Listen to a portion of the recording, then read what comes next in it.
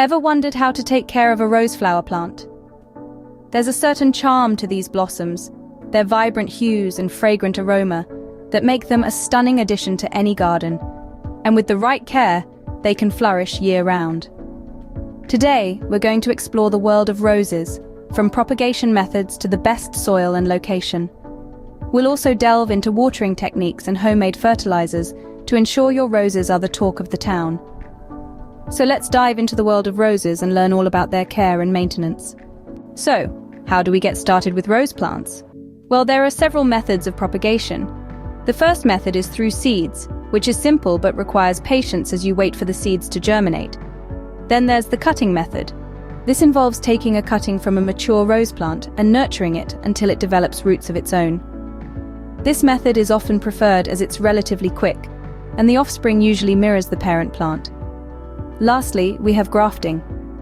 This is a more advanced technique where a piece of a rose plant is joined with another plant. The method chosen often depends on the type of rose you wish to propagate, the resources you have at hand, and of course your gardening experience. Whether you're a novice or a seasoned gardener, there's a propagation method that suits you. Whichever method you choose, remember that patience and care are key to propagating roses. Once you've decided on a propagation method, it's time to prepare the soil.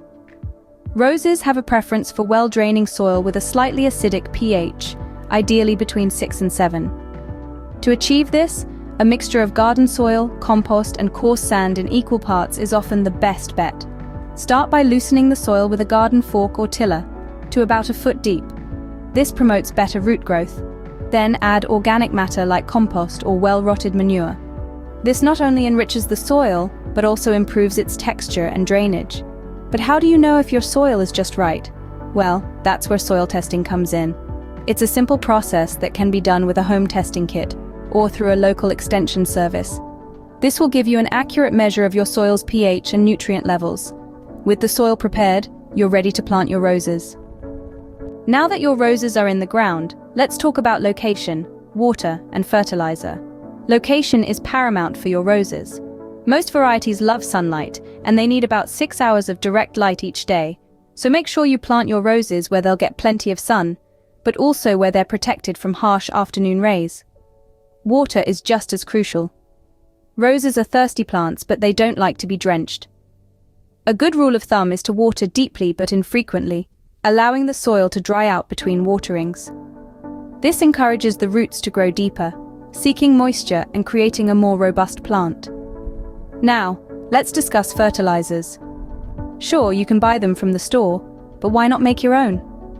It's easier than you think, and you can use waste materials from your home. For example, coffee grounds and eggshells make an excellent rose fertilizer. Simply dry out your coffee grounds and eggshells, crush them into a fine powder, and mix them into the soil around your roses. They provide essential nutrients like nitrogen and calcium, which help your roses bloom beautifully. Remember, the key is balance. Too little or too much of anything can harm your roses. With the right location, the proper amount of water, and a little homemade fertilizer, your roses will be the envy of the neighborhood. So, to recap on taking care of a rose flower plant, we've explored various propagation methods, each offering unique benefits to grow your rose garden. From cuttings to grafting, finding the right technique is the first step to success.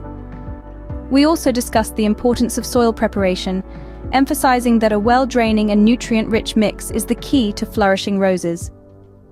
As for the ideal location, remember that roses love the sun, but they also appreciate a bit of shade.